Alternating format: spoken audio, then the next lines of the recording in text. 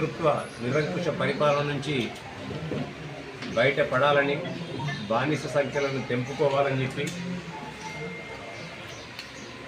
కరెక్ట్గా 1 సంవత్సరం మీద ఇవాళకి ఇంచుమించు నెల రోజులు కావస్తుంది. ఆ సందర్భంలో ఎలక్షన్ల సందర్భంలో కాంగ్రెస్ పార్టీ కొన్ని హామీలు ఇవ్వడం జరిగింది.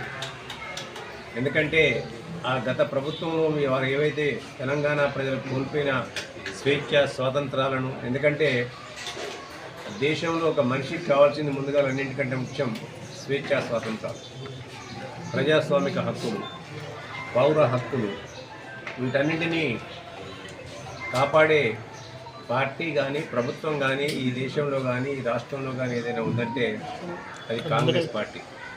కాబట్టి తెలంగాణ ప్రజలు తెలంగాణ ఇచ్చిన సోనియా గాంధీ గారు ఒక హామీ ఇచ్చిందంటే మాట తప్పకుండా మడమ తిప్పకుండా ఆ మాటకు కట్టుబడి ఉండే పార్టీ కాంగ్రెస్ పార్టీ. కాబట్టి సోనియా గాంధీ గారు ఏదైతే మాట ఇచ్చిందో కరీంనగర్ సభా వేదికగా దాన్ని నిజం చేస్తూ తెలంగాణ ప్రజల యొక్క ఆకాంక్షలను నెరవేరుస్తూ తెలంగాణ రాష్ట్రాన్ని ఇచ్చింది.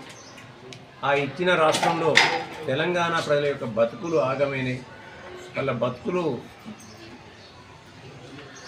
తేనె మీదకి పోయి పొయిలబడ్డట్టని చెప్పి గ్రహించి మళ్ళీ తెలంగాణ ప్రజల బతుకులు బాగుపడాలంటే, వాళ్ళు స్వేచ్ఛ స్వాతంత్రాలతో ఉండాలంటే కాంగ్రెస్ పార్టీ యొక్క ఆవశ్యకతను, అలాగే 10 సంవత్సరాల పరిపాలన వేరే వాళ్ళు ఏవైతే కోల్పోయారో వాటిని ఇవ్వాలని చెప్పి ఉద్దేశం కొద్దీ కొన్ని హామీలు ఇవ్వడం జరిగింది. అవే 6 గ్యారంటీలు. దాంతోపాటు గౌరవ రాహుల్ గాంధీ గారు కూడా వరంగల్ వేదికగా ఈ రాష్ట్రంలో ఉన్న రైతుల కొరకు కూడా కొన్ని హామీలు ఇవ్వడం జరిగింది. అదే రుణమాఫీ. వీటన్నింటిని కూడా నెరవేర్చే దిశగా గత సంవత్సరం మీద నెల రోజుల పాలనలో గౌరవ ముఖ్యమంత్రి యనమల రేవంత్ రెడ్డి గారి ఆధ్వర్యంలో మా ప్రభుత్వం అనేకమైన ప్రయత్నాలు చేస్తూ గత 10 సంవత్సరాల పాపపు పరిపాలనలో ఏదైతే తెలంగాణ రాష్ట్ర ఆర్థిక వ్యవస్థను చిన్నాభిన్నం చేసి ఒక గజనీల్లాగా ఘోరీల్లాగా ఈ రాష్ట్రంపై దండయాత్ర చేసి కంచే చేనుమేసిన చందంగా ఈ రాష్ట్రాన్ని ఏ విధంగా చూసుకున్నారో 7 లక్షల కోట్ల అప్పులతో పాటు 40 నుంచి 45 వేల కోట్ల బిల్లులను పెండింగ్ పెట్టి ఇవాళ రాష్ట్ర ఆర్థిక వ్యవస్థను చిన్నాభిన్నం చేసి అతలాకుతలం చేసి ఇవాళ దోపిడీ చేసుకొని ఇలా ఒక్కొక్కరు ఆ గత 10 సంవత్సరాల పరిపాలనలో కోట్లకు పడి కాళేశ్వరం నుంచి మొదలుకుంటే ఏ స్కీమ్ పెట్టినా అన్నీ కూడా స్కామ్లమయమైనాయి కదా. మిషన్ భగీరథ కమిషన్లకే పోయింది, మిషన్ కాకతీయ కమిషన్లకే పోయింది, కాళేశ్వరం కమిషన్లకే పోయింది, గొర్రెల పథకాలు కమిషన్లే, ట్రాక్టర్ల పథకాలు కమిషన్లే. స్వయంగా అప్పటి ముఖ్యమంత్రి గౌరవ కేసీఆర్ గారే స్వయంగా చెప్పింది, దళిత బంధు పెడితే మా ఎమ్మెల్యే ₹1,00,000 తీసుకుంటామని దళిత బంధు వల్ల. అదే మాదిరిగా గొర్రెల స్కాము, చేపలు, ఇసుక, ల్యాండు, శాండు, ఇలా ఆఖరికి వస్తే డ్రగ్స్ మాఫియా కూడా ఈ రాష్ట్రంలో 3 పువ్వులు 6 కాయలుగా ఏ విధంగా పరడొలిందో ప్రజలందరూ కూడా చూసుకునేవాళ్ళు. ఇన్ని అవకతవకల మధ్య ఇంత ఆర్థిక వ్యవస్థ చిన్నాభిన్నం చేసినప్పటికి కూడా ఇలా ప్రజలకు ఇచ్చిన మాట నిలబెట్టుకోవాలని చెప్పి ఆ 6 గ్యారంటీల్లో ఒక్కొక్క గ్యారంటీ కొంచెం ఆలస్యం కావచ్చు, కానీ ఒక్కొక్క గ్యారంటీని ఇవాళ నెరవేర్చుకుంటూ వచ్చింది.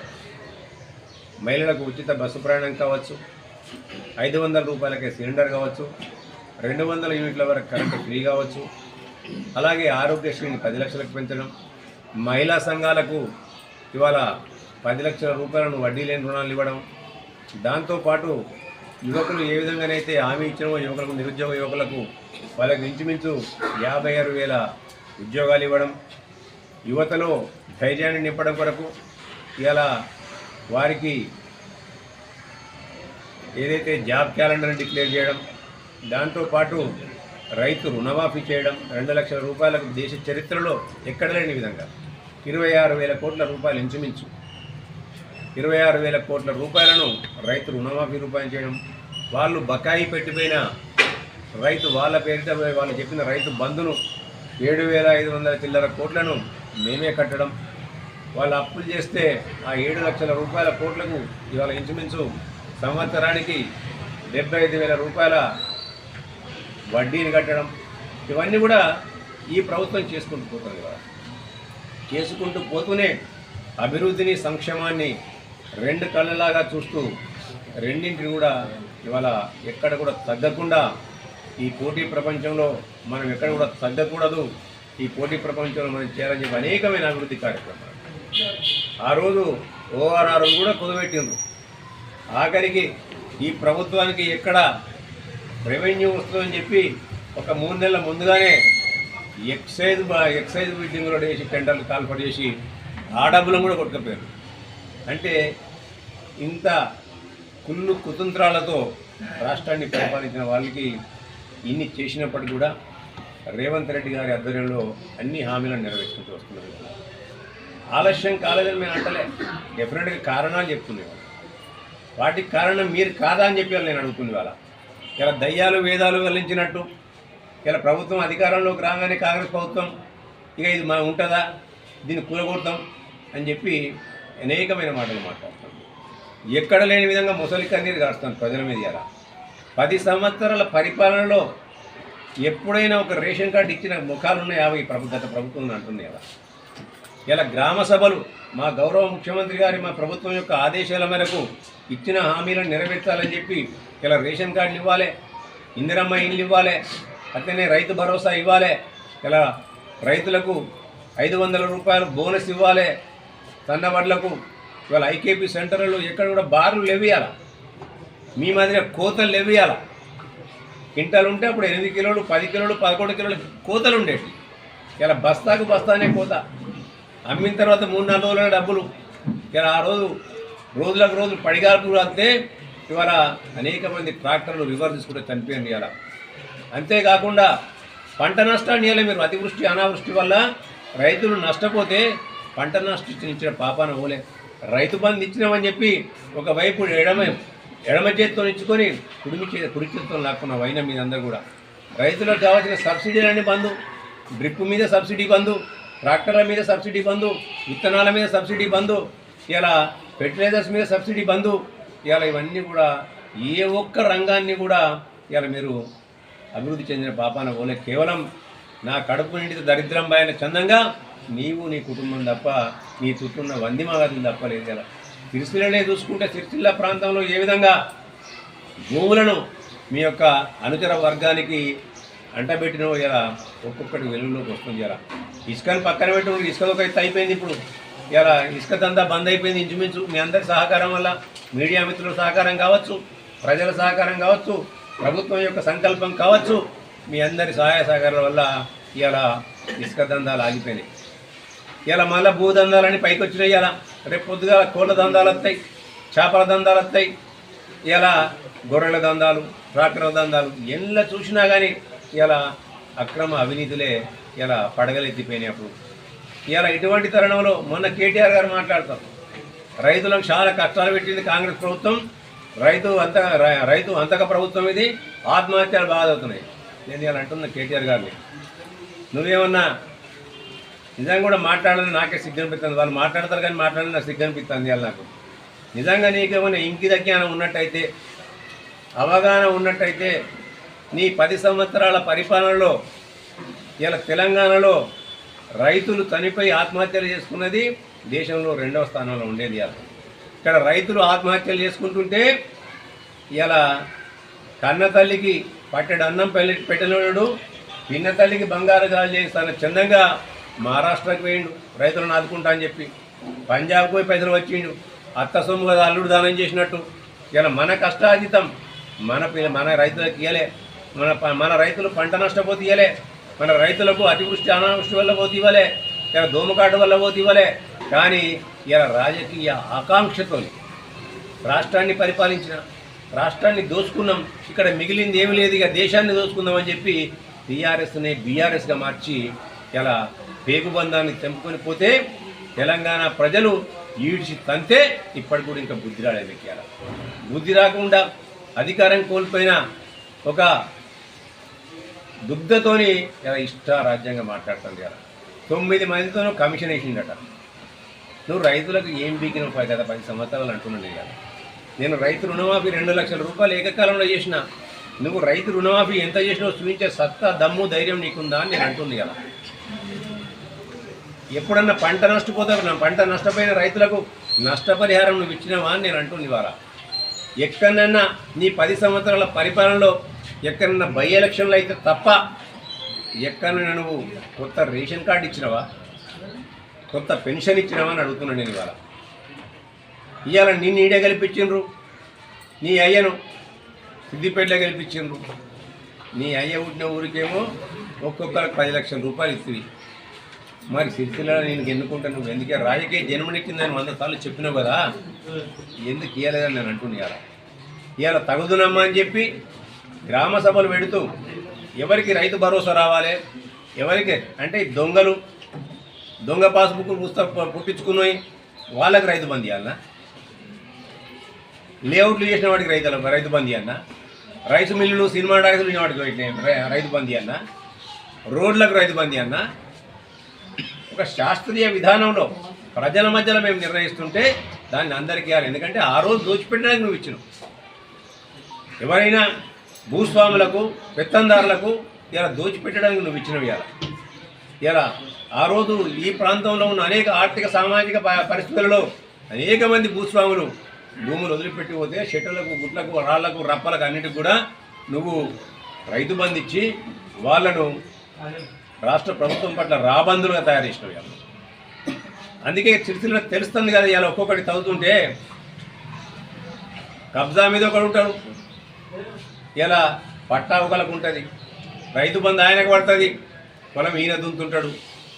అసైన్మెంట్ భూములు దారా ఇలా అర్ణం ఇచ్చినట్టు వెనకడ అందరూ ఇలా మన ఆడపిల్ల ఇచ్చినప్పుడు మనం ఆడబిడ్డ కట్టడం కింద కొంత పశువులను భూమిలో ఏదో ఇచ్చేవాళ్ళం, అర్ణం ఇచ్చినట్టు ఇచ్చేసిండు అందరికీ. అలా నేను రాష్ట్రాన్ని దోసుకుంటున్నా, మీరు ఇక్కడ దోసుకుంటారని చెప్పి అలా. ఇటువంటి తరుణంలో గ్రామ సభలలో నిరసన తెలపాలన్నట్టు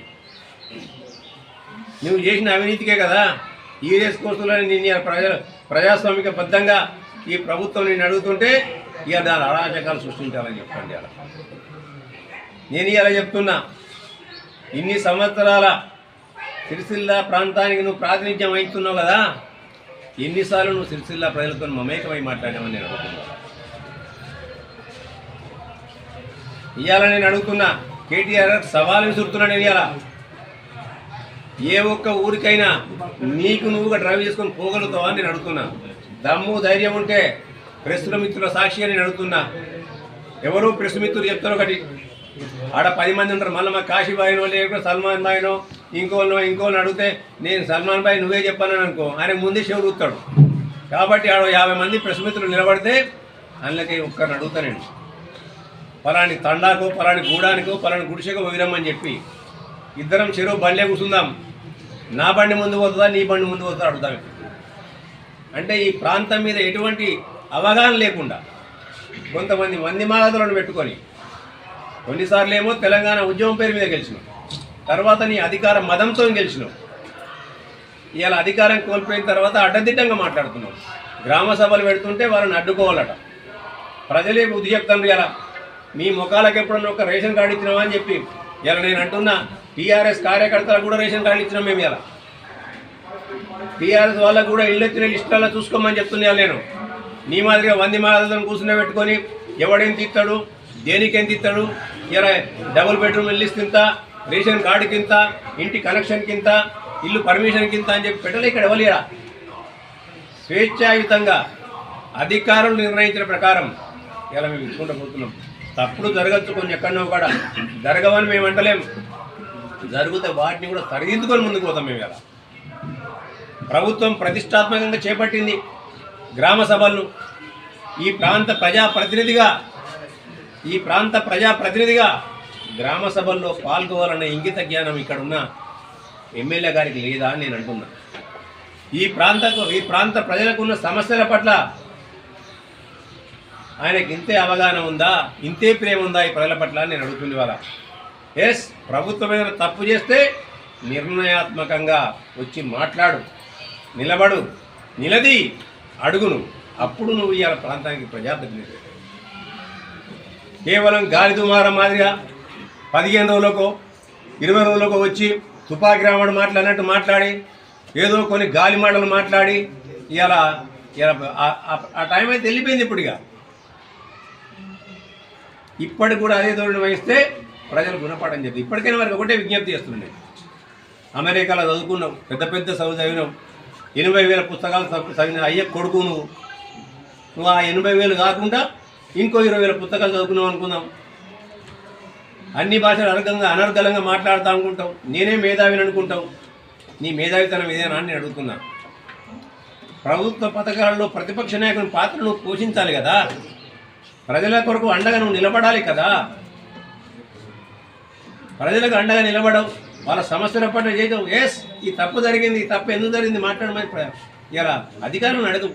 నిలది వచ్చి గాలి మాటలు ఇలా వాళ్ళ వందిమావాదులు దోసుకుంటుంటే దాన్ని అధికారులు ప్రశ్నిస్తుంటే వాళ్ళు ఏజెంట్. నీ మాదిరి ఇక్కడ ఎవరు కూడా అడుగులకు మడుగులొట్టే అధికారులు లేరు ఇక్కడ. నీ హయాంలో ఉండొచ్చు, నీ అడుగులకు మడుగులొత్తే అధికారులు, నీకు సేవలు చేసే అధికారులు నీ హయాంలో ఉండొచ్చు. మీ అయ్య రాజైతే నేను యువరాజులు అనుకొని నువ్వు విర్రవీగొచ్చు. ఆ రోజు అధికారులు నీ అడుగులకు మడుగులు ఒత్తుండొచ్చు. కానీ కాంగ్రెస్ పార్టీ ప్రజాస్వామ్యబద్ధంగా ప్రజాస్వామ్యత ధోరణిలో ప్రభుత్వాలను పరిపాలిస్తుంది. ప్రజలకు అందుబాటులో ఉంటారు. మేము ప్రజలకు రక్షకులుగా ఉంటాం తప్ప ప్రజల ఆస్తులకు ఇలా మేము జవాబుదారీతనంగా ఉంటాం తప్ప ప్రజల ఆస్తులకు మేము భక్షకులుగా ఉండం. మేము ఇలా నీ మాదిరిగా ఫామ్ హౌస్, నీ అయ్యకో ఫామ్ హౌస్, నీకో ఫామ్ హౌస్, మీ చెల్లెకో ఫామ్ హౌస్, మీ ఇంకో తమ్మునికో ఫామ్ హౌస్, మీ మంత్రులకో ఫామ్ హౌస్ ఉన్నట్టు ఇక్కడ ఎవరికి లేవు. ఇక్కడ మొన్న రాత్రి మా ఎల్ల లక్ష్మీనారాయణ పేరు మీద ఉన్న రాత్రి ఇంకోైనా పేరు మీద ఏమైంది? ఇలా ముఖాలు ఎడబెట్టుకున్నారు. ఇలా మీ వాళ్ళే కదా ఒక్కొక్కరు వచ్చినట్టు చీమన పుట్టలకి వచ్చినట్టు వచ్చి కూడా సరెండర్ చేస్తాను. ఇలా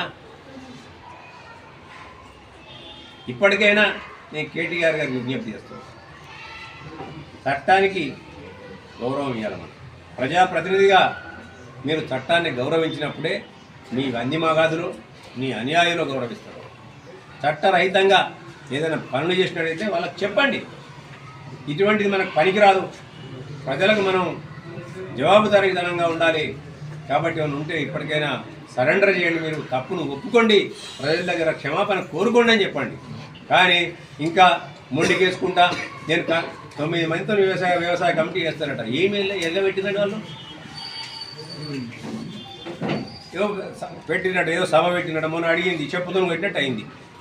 శంషాబాద్లో రైతు ధర్నాన్ని పెట్టిండు సారు. అవ్వని పిలిచి అడిగిండు. అవి ఏం చెప్పింది? మా ఊరికి ఇన్ని రోజులు బస్సే రాలే, ఇప్పుడు బస్సు వస్తుంది, ఆ బస్సులో నేను ఫ్రీగా పోతున్నా అన్నది. నాకు రుణమాఫీ అయింది, మళ్ళీ నేను పెట్టి లోన్ చెప్పుతో కొట్టినట్టు అయింది ఆ చెంప మీద. ఇప్పటికైనా బుద్ధి తెచ్చుకోను. మా దగ్గర 1, 2, 3 తప్పులు జరుగుతలేమని మేము అంటలేము, జరుగుతామని సరిదిద్దే ప్రయత్నం చేయి. ఒక నిర్ణయాత్మకమైన ప్రతిపక్షంగా నువ్వు నిలబడు. ప్రజలు నీకు ఒక స్థానం చూపించింది. ఇప్పుడు 10 సంవత్సరాలు పరిపాలించే అధికారం ఇచ్చింది. 5 సంవత్సరాలు ప్రతిపక్ష పాత్ర పోషించమని చెప్పినప్పుడు ఆ ప్రతిపక్ష పాత్రను పోషించు, ప్రజలకు మేలు జరిగే విధంగా ప్రవర్తించు.